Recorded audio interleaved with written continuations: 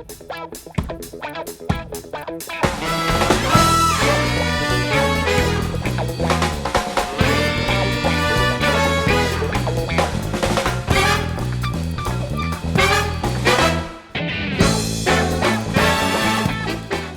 everybody, Frank Zapsky here, the Polish Pizziola, member of the Pizza Gavones. We review the pizza, the place, and the personality. And remember, we always review oven fresh pies, never anything in a box. So we're here at Foxon Park, and anyone that knows Foxon Park knows that Foxon Park and New Haven at Beats go hand in hand. With me today, we got the Gorilla Gavone, and we got Donnie Spocks.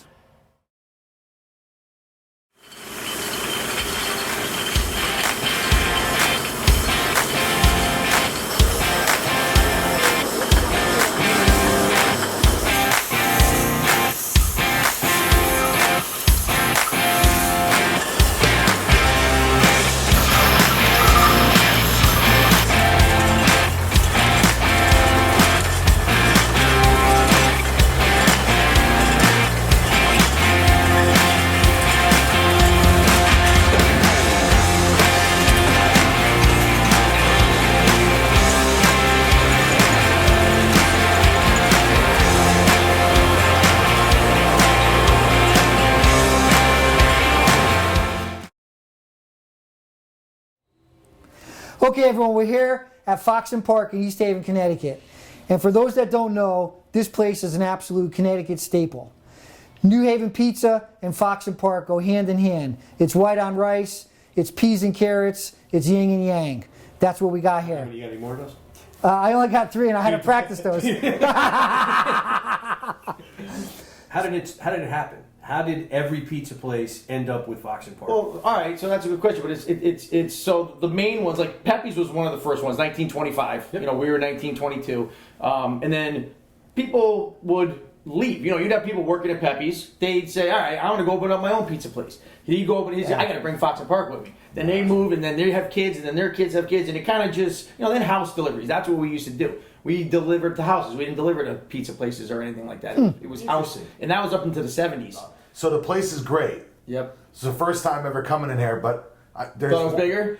Yes, I thought it was I did bigger. I was hoping that I would run into like an Olympic-sized swimming pool with birch beer in it, that I could just do the backstroke, the Michael Phelps backstroke. But I was a little disappointed on that. But outside of that, you know, even cherry would have worked too. You know. Didn't you fall to a vat like the Joker though? What was that? I missed that. You gotta understand, he's one of those babies that he fell out of the crib and his mother just left him on the ground. For a little while. Handed him to Foxon Park at 2. For a little while. Yeah. For a little while. Jay's going to do the introductions here, but we want to introduce these two people to you guys and tell you guys how important they are and who they are. So, Jay? So again, Anthony is my father-in-law. He's the bull around here. He's the captain. Gets everybody motivated in how we have such fantastic soda every day.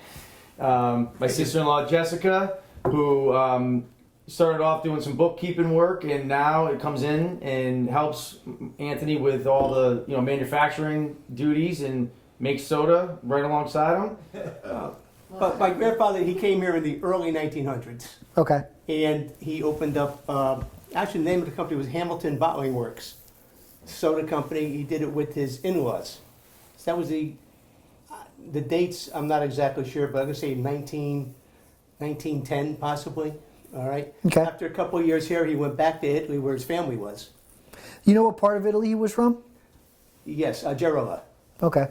Is that in is it Campania region? Is it I'm gonna north, say, south, middle? Rome, Naples, in that Okay, area. yeah, so, okay. You know?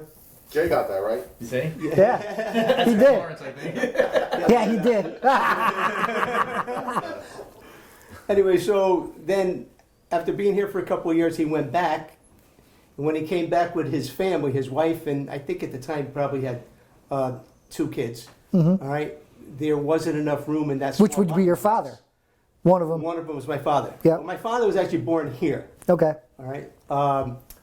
But there were 8 kids in the family Whew. back then, so that was quite a trouble. Wow. But, so he came back here and it wasn't enough, so he was looking, I give him a lot of credit. Couldn't speak the language, but talked to people and learn and whatnot what he could do. And he was looking for a piece of property, was taken down this street, seen the spring, and got involved in spring water. He said, I'm going to bottle water. Then in the late 20s, when depression, things were bad, people didn't need to spend money for water. So he said, let me give them something, the way the story goes that I understand, something for their money. And he started bottling soda. So we did pretty good. So, How he got into it, I never got the answer to that question. okay. Right. But I do know that when he was raising his family, he had this business, Mm-hmm. and he also had a horse and buggy for funerals and weddings. So I could have He been, was a hustler. I could have been in the livery business today, soda business, but he decided to stay in the soda business. So Okay. We're kind of glad you did, though. Kind of glad you did. Yeah. oh, that was more. By the way, Jay told us that he can't wait till you leave. We had documents. We got the shit on film. That's actually why we're here today. Good luck getting me out of here. I told you. Nobody's ever done that to you. Never did do that to you. Now, how'd you get in this crazy business? I've always been part of it. It was like my only job from high school. I'd get out and I'd come here and I'd work. And Wow. in college, I did the same thing. And then I was a teacher and I started my family. And then I just kind of left teaching and got my foot in the door here. She's like Michael Corleone, right? I don't want to be in the business. It's what I always wanted to do. So,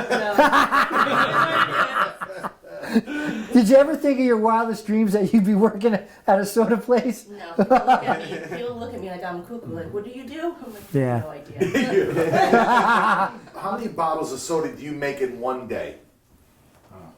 It's probably cases. Well, yeah, the average is probably 600 to 700 cases is the average on the small bottles. Do the math, Tim, real quick. How many in case? You do the math. He's got to take his sock. He's got to take I his got sock more and shoes questions. off for Just this tell him to one. be quiet. And you do one flavor a day too, correct? No. No. Oh, you don't? No. Who gave me that information? He told me that. I thought Jay told me that. It blames me for everything. Yeah, well, you're easy. We're at that end of the table, that's the problem. It goes that way. So you guys can make anything at any point You in just time? wash it out. That's it? Yeah, you run hot water through it, you clean it out, and then you start your next flavor. Okay, very good. I was just curious because I came down and saw all the orange. I'm like, look, that's a lot of orange soda there. Ooh. That was only 280 cases Yeah. That's And not we already made like what, grape, cream, in cola. and cola by then. Yeah. So today we made what, 767. 767 today cases. That's a lot of bottles. That's a lot of bottles. Yeah, Yeah. that Cheap, times cheap. I'm 24. You know, we really appreciate first having us here, and second, which is most important thing, is that you guys are still in business and making this high quality stuff. I mean, we all grew up in West Haven, and we've been drinking this stuff. Literally, it's kind of like, you know, the bottle your mother gave you in the Foxon Park. You know, it's just kind of like that. Well, you know, obviously the New Haven Up Eats is the best in the world, and there's a reason because of that. But the experience of New Haven Up Eats is in large part to Foxon Park as well. Well, that's what we say. We're Yep. in the better restaurants. That's Right. right.